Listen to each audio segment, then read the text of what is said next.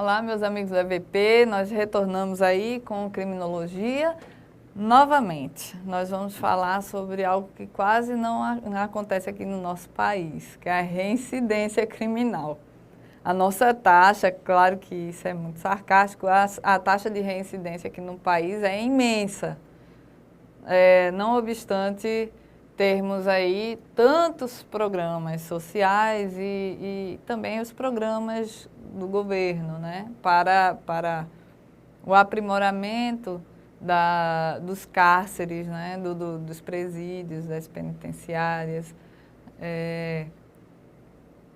uma ajuda que é substancial para a sociedade também no setor de prevenção ao crime.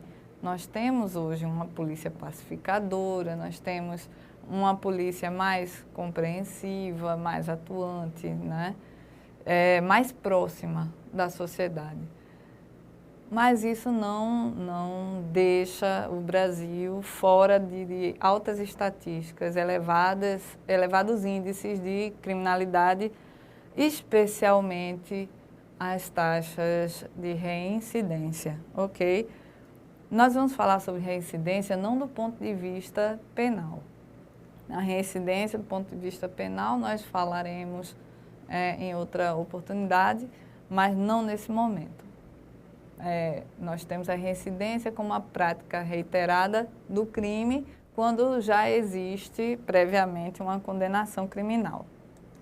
Então, praticou um fato descrito como crime no Código Penal, você tem a prática delitiva. Praticou outro e o autor ainda não foi julgado, não há reincidência, não é? A reiteração do crime é uma coisa totalmente, assim, diferente. A reincidência é a reiteração do ato criminoso condicionada à prévia condenação do autor. Deve haver uma sentença penal condenatória transitada em julgado, ok? Para que haja a sentença, para que haja a consideração, né, a taxatividade da condição de reincidente para o criminoso, é necessário que ele tenha sido previamente condenado. São reflexos, então, da reincidência. Nós temos várias consequências disso. O indivíduo que reitera na atividade criminosa, não é? Na realidade, ele está deixando muito claro para todos nós que há alguma coisa muito errada na sociedade, algo inoperante, algo que não esteja, de fato, funcionando.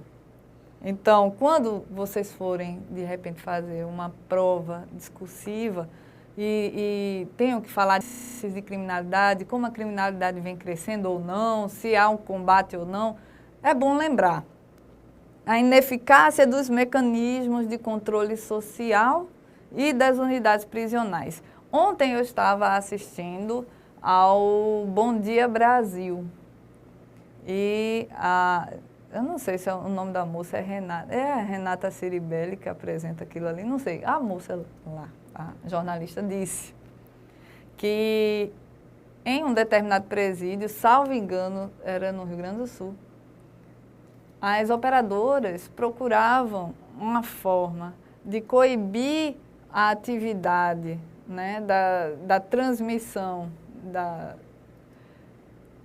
daquela, como é que fala, do alcance do celular, né, para que aquele ponto onde fica o presídio esteja em inatividade para o atendimento celular. Eles têm dificuldade porque é exatamente naquele ponto em que a atividade está em maior quantidade.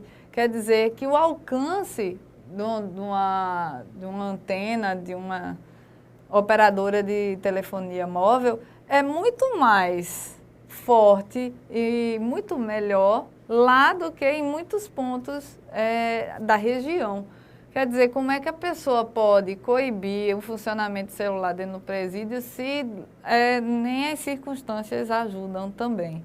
Então, deve haver aí um trabalho direcionado para os presídios, para as penitenciárias, os estabelecimentos prisionais como um todo, para que os aparelhos de telefonia móvel não tenham acessibilidade à energia para que elas não funcionem, né? Então, vejam só, a ineficácia dos mecanismos de controle social. Nós temos alguns mecanismos de controle social. Nós temos atividades governamentais em prol da saúde, da educação. Nós temos programas sociais, programas. Um programa que tem aqui no Recife, aqui nós estamos aqui, no caso eu estou em Pernambuco, existe aqui um programa chamado Pacto pela Vida, da Secretaria de Defesa Social, para a nossa segurança pública, não é? E é um programa que funciona, ele é um programa bem estruturado, né? Para, digamos assim, fomentar a atividade policial, aparelhar a polícia, melhor instalar as unidades de polícia em um contexto material, pessoal, aumentar o número de pessoas, de funcionários públicos em determinados setores, direcionar a aplicação dessas unidades para locais que efetivamente precisem de atividade policial mais concentrada. Então, é um estudo, né, criminológico praticamente. Você faz um estudo da atividade criminosa e coloca exatamente as peças no local adequado. Isso funciona, mas o contexto da criminalidade ele é muito mais abrangente que apenas polícia. Não é? Polícia é parte disso, é a parte repressora, é a parte também preventiva. Mas, na realidade, nós temos um contexto de carências. Carência de escola, carência de saúde. Isso aí a gente já sabe já há muito tempo. Quem é brasileiro sabe. Quem não é brasileiro já sabe. Quem é brasileiro já está realmente careca de saber. Insuficiência das medidas preventivas e repressivas. Essas medidas, as penalizadoras, elas servem para coibir a prática criminal. Faz com que o criminoso pague pelo crime cometido. Ele vai refletir sobre a prática criminosa. No entanto, não é exatamente assim que isso acontece. As unidades prisionais, elas estão superlotadas em sua maioria. A condição de vida dentro de uma unidade prisional, muitas vezes, é, porventura, assim, desumana.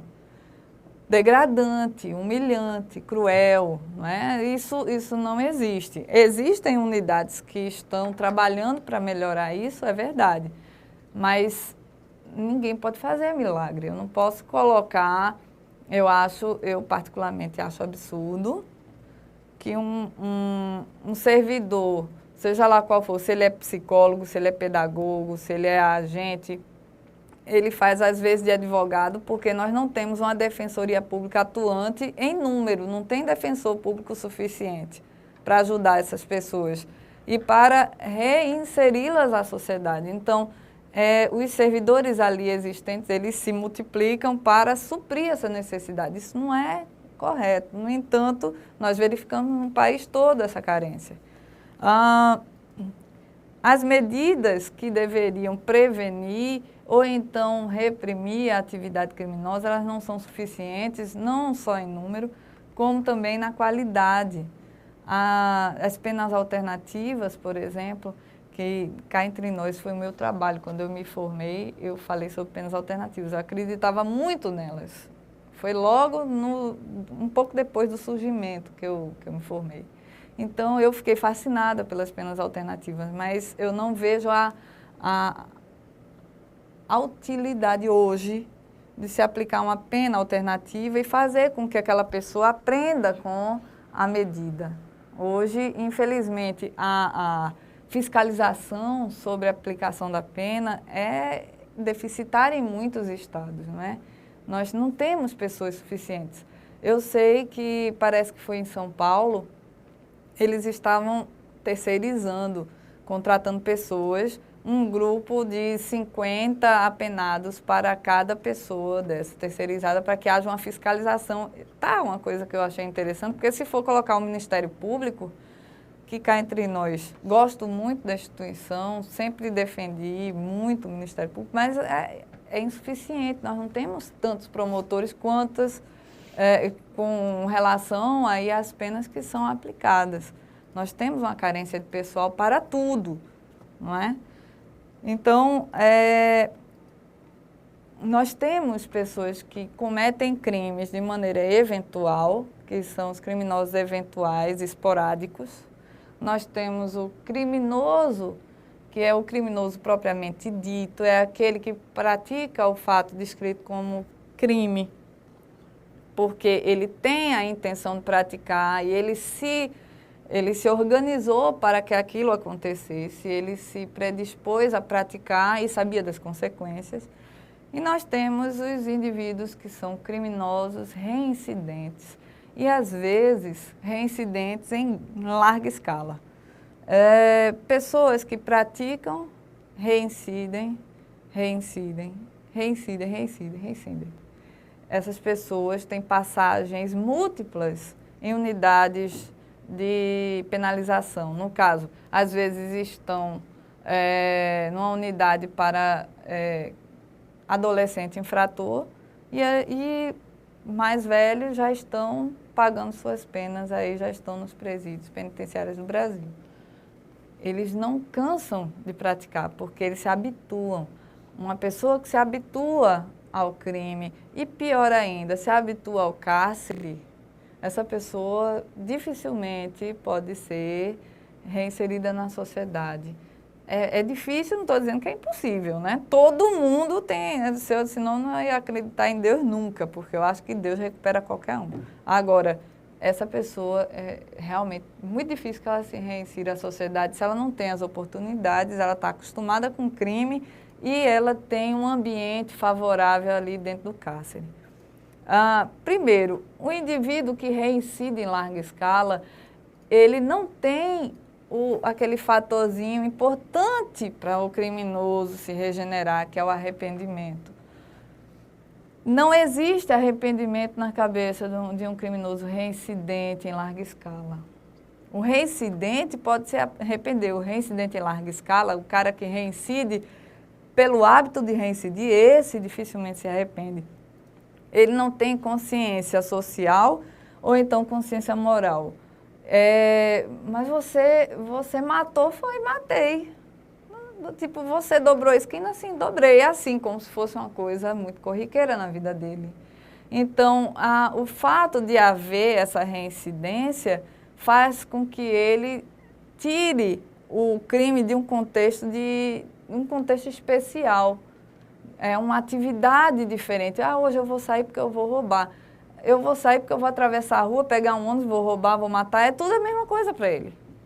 Então, se ele está dando esse caráter de indiferença à atividade criminosa, ele vai não só reincidir, como ele vai aumentar a crudelidade, ele vai aumentar o nível de crueldade.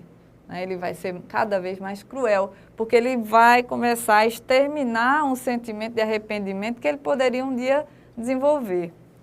Ok? Sabe aquela teoria, lembra daquela aula que a gente falou, da teoria das janelas quebradas, né? A Broken Windows Theory. Você passa por uma casa e a casa está com as janelinhas lá e você acha bonitinho, diz, eu quero saber de uma coisa, eu vou depredar essa casa. Pega uma pedra e joga na janela, e quebra a janela.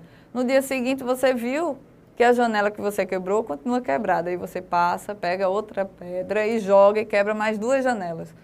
Então, daqui a uma semana você vê que ninguém consertou, ninguém se importou em alterar o que você fez. Você depredou e ninguém foi lá reparar. Então, já que está aqui do jeito que está, então eu vou quebrar. Aí sai quebrando o resto, depredando, jogando sujeira. Então, a teoria da janela quebrada diz o seguinte, que se a sociedade demonstra indiferença frente ao crime, a criminalidade vai aumentar. É isso que a teoria, na realidade, quer dizer a você. Da mesma forma que se você não demonstra o que você, de fato, quer fazer na sua vida, as outras pessoas tomam conta se você não se posiciona. É a mesma coisa. Aqui, se o cara, ele vai para um canto, aí furta no local de trabalho, viu que não deu nada. Aí depois foi lá no local de trabalho de novo, tirou um computador. Aí as pessoas notaram que um computador sumiu. Não, mas não tem problema não, a gente bota outro no lugar. E ninguém nem procura saber quem foi. Ah, menina, é muito fácil. Agora eu já sei o que eu vou fazer. Vou pegar mais um computador, um notebook, vou pegar também essa câmera, vou pegar esse refletor, vou pegar tudo que tem aqui. Aí some. 4 dias depois, nada, ninguém nem menciona o fato. E botam outro no lugar lá, tá, deixa aí. Nossa, quer dizer que ninguém se importou, então eu vou fazer mais. É isso que a teoria da janela quebrada quer dizer a você. Quer dizer que se você, como membro da sociedade, demonstra indiferença frente ao dano que o crime provoca, quer dizer que você não se importa. Se você não se importa, eu vou sambar na sua cabeça, já que você não está nem aí. Em outras palavras, num português bem legal.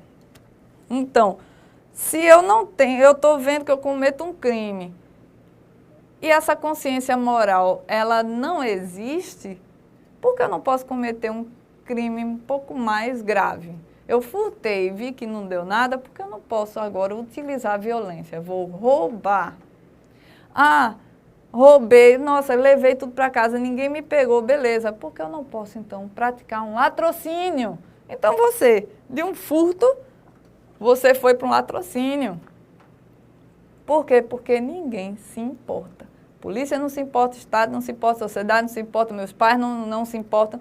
Não tem ninguém que venha me confrontar, me reprimir ou chamar minha atenção. Então, por que eu não vou fazer? Não é? É a tal da teoria da janela quebrada. Então, vejam só. Indivíduos que reincidem em larga escala têm esse sentimento de indiferença com o seu resultado. Eles querem que o resultado ocorra, querem, mas na realidade, se ele não ocorrer, não tem problema, amanhã eu tento de novo. E contra outra pessoa, e outra mais, e qualquer outra, porque o que eu quero é o resultado. Embora a não ocorrência desse resultado hoje me frustre apenas hoje, porque amanhã é um novo dia e eu vou praticar outro crime. Potencial massivo ou força compulsiva para a prática criminosa. Quem reincide tem um potencial dentro de si de praticar novamente um crime. Quem traficou, você, menininha dentro de casa, criada com seu papai e mamãe dentro de casa, você encontra aquele namorado, gente boa, assim, legal ele, malandro, ele está traficando e pede, assim, para que você carregue uma caixinha de sabonete, bem bonitinha, de São Paulo ao Rio de Janeiro. Só isso, não precisa de mais, só, entre aspas, ponte aérea, né? Porque você vai de ônibus, que é para não ser pego. Aí vai de ônibus, de um ponto a outro com aquela caixinha tem substância concentrada para a produção de crack. Ah, ele disse para você o que era? Disse, mas ele disse que é a última vez que vai fazer porque ele está se regenerando, ele disse que não vai usar, ele disse que é a última que eu não vou, mas não vai me envolver mais nisso, e que a gente vai casar, vai ter filho, vai ter uma casa linda, com a cerquinha branca, tem que ter a cerquinha branca, porque senão não faz parte do sonho. E que a gente vai trabalhar, vai produzir, não, mas hoje você vai levar a caixinha de sabonete. Ilude a pobre da criatura e dá uma caixa para ela levar de ponto A a ponto B, fazendo dela o que a gente chama, numa expressão horrível, mas faz parte, de mula, né? Fazendo a bichinha de mula. Aí a bichinha vai. No ponto B, ela é presa por tráfico. Ah, coitada. Mas é. Ela sabia o que era, ela sabia o que estava falando, ela sabia o que estava fazendo. Então, ela levou porque quis. Ah, mas ela foi iludida, pobrezinha. Eu até concordo, foi iludida, mas ela tem mais de 18, não é doida, portanto sabe o que faz. E aí é pega por tráfico. Uma pessoa dessa vai mostrar arrependimento diante da namorada? A namorada vai se lascar, vai pagar a pena bonitinha de tráfico, que não é pequena, porque a lei de drogas hoje prevê uma pena que é cruel, né? Cá entre nós, se antigamente a pessoa de repente pagava por uns 3, 4 anos, o cara já fica 7, 8 tranquilo.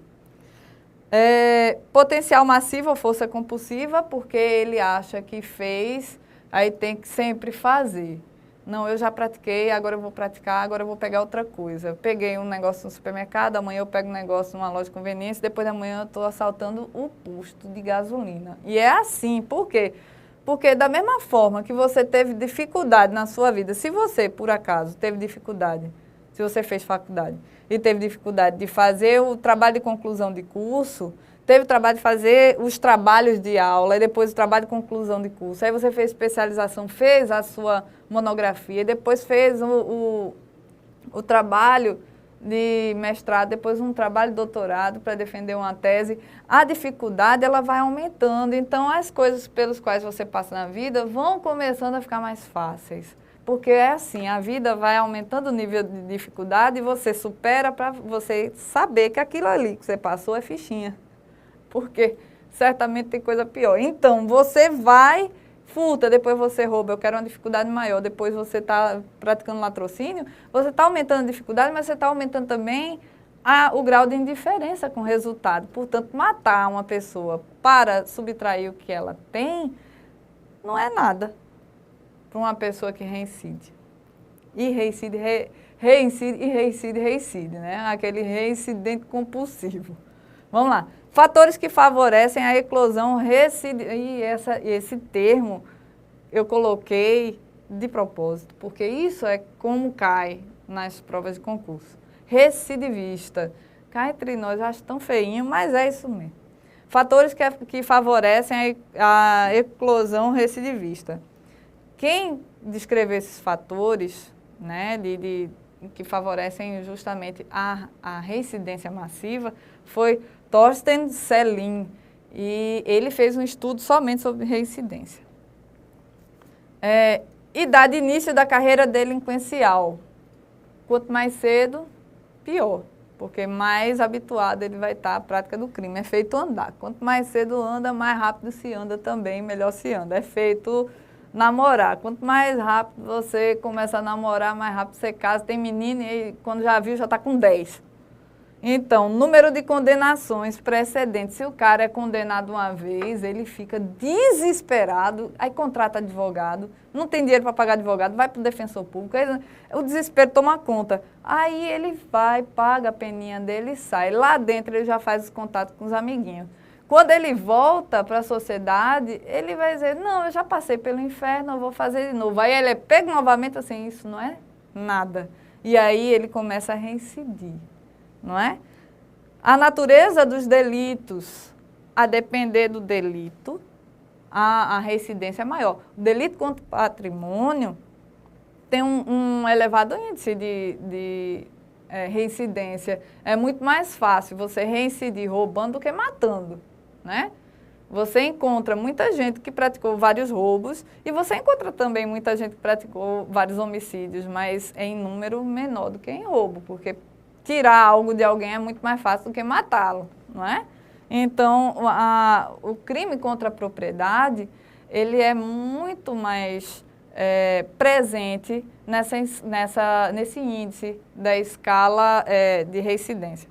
O intervalo entre o primeiro crime e o subsequente, quanto mais rápido, quanto menor esse intervalo, quanto mais rápido entre o primeiro e o segundo, mais fácil e mais indiferente ele fica frente ao resultado da reincidência. Então, se ele pratica o primeiro, lá na frente, 10, 20 anos depois, pratica o segundo, então ele não se torna com facilidade um reincidente reiterado, né? Aquele cara que reincide várias vezes. Tratamento penitenciário recebido quando da primeira clausura. O cara que foi tratado condignamente, ele não volta. Se ele volta é por uma questão de necessidade, e mesmo assim não é uma questão de necessidade e tal, é veemente, uma questão de fome, de miséria. Mas normalmente ele não volta, ele aprende com aquilo que passou. Quando ele é muito maltratado, ele passa por péssimos bocados dentro da prisão, ele é muito destratado pelos pares, né, pelo povo que está preso, ou então pelo Estado ali, ele não tem uma defesa justa, ele não tem acesso à justiça como as pessoas aqui fora têm. Se ele não tem nada disso viabilizado, ele se revolta, e é normal que alguém que se revolte se vá contra o governo, é muito natural, ok? Então, isso tudo favorece a reincidência reiterada, a reincidência massiva, ok? Regeneração dos criminosos. É muito comum hoje a gente analisar o fator regeneração como um fator social. A sociedade é que vai dar ao apenado as condições para que ele viva, né? Viva inserido em sociedade, viva bem, viva com sua família, para que ele viva em todos os termos. Só que quando o cara ele é preso, ele é abandonado pela família. Agora, pior é com mulher, viu? A gente vai falar da mulher. O homem, às vezes, ele é abandonado pelo Estado, em algumas circunstâncias. A mulher, no começo, é uma troca muito grande de cartas, né? As missivas são muito frequentes. Eles têm o contato da mulher, dos filhos, até os meninos pequenos que não deveriam entrar vão ver o pai dentro da cadeia, mas isso morre. Chega um tempo que cansa e a pessoa não vai mais visitar, as visitas ficam escassas, vão espaçando mais. A importância daquela pessoa vai caindo para as pessoas que estão fora, porque elas começam a julgar, analisar e julgar a conduta dele. Olha, ele está ali preso. Tem gente que tem pai e o pai tem mais tempo de prisão do que o menino tem tempo de vida. E isso eu ouvi de uma psicóloga amiga minha muito competente, que trabalha com menor infrator, não. Se ela me ouvir falando de menor infrator, aliás, ela já está me ouvindo, eu estou perdida, com adolescentes em situação de risco, que é mais bonito, não é, doutora? Exatamente. Então, nesse caso, Deus me livre falar errado aqui. Então, neste caso, nós temos aí um problema sério. Por quê? Porque a destituição familiar, ela acontece antes mesmo da família se formar para o menino. O menino não viu a família formada, não é? Ele tem família, mas o pai está viajando. A viagem dele é atrás das grades. Apego aos vícios e hábitos criminosos como meio de sobrevivência. O hábito criminoso é sempre tirar algo de alguém, é sempre enganar alguém. Quem pratica um crime contra a administração pública pratica 10. Não tem aquele negócio que a mãe da gente fala, quem mente rouba. Não é? É uma frasezinha que todo mundo, não mente, quem mente rouba. É a mesma coisa. Quem pratica o delitozinho, pratica um delito maior. Não adianta dizer, não, eu só subtraí isso aqui e um dia eu vou devolver. Os delitos, eles vão aumentando de gradação no quesito crueldade, dano de patrimônio ou dano de direito da pessoa, né? Agora, eles vão reduzindo de importância para quem pratica. A pessoa simplesmente daqui a pouco está matando e não sabe por quê. Ok? Tem uma frase de Plutarco que diz o seguinte, essa frase eu botei não porque eu tenha visto no concurso, mas porque ela, se fosse para eu colocar uma frase, discorra sobre, seria essa, não é? Veja só, embora seja muito difícil mudar a maldade do homem depois que ele adquiriu o hábito de ser cruel, entretanto, não é um homem de natureza tão brutal, isso é brutal, viu? Tem um L ali. Tão brutal, tão feroz e tão selvagem de se lidar, que sua maldade não possa ser vencida pela beneficência. Plutarco diz o seguinte, em outras palavras, Deus existe, todo mundo tem um jeito, né? Ninguém está perdido no mundo para o resto da vida. Então, por mais que você visualize a maldade humana, por maior que seja a crueldade inserida naquele contexto, por pior que seja o criminoso, a beneficência, a benevolência, a bondade humana, comiseração, o fato de você ser solidário com aquela pessoa, aquilo pode transformá-lo de dentro para fora. É o que Plutarco quis dizer. por pior que tenha sido, ainda há esperança. Deus me perdoe, mas não é muito assim que eu vejo, não. Existem pessoas que não se dão a oportunidade, ou mesmo que se dessem a oportunidade, não conseguem ver nem sentir a bondade do próximo. Para isso existe a psicopatia. Não creio que um psicopata vá ceder à beneficência de ninguém. Porque se eu acredito em Deus, eu acho que Deus realmente resolve tudo. Mas aqui entre nós, eu acredito muito na irreversibilidade da psicopatia. Há um controle, mas não a reversão, na minha cabeça. É isso que acontece. Pois bem, meus amigos, a gente fica por aqui. Nós vamos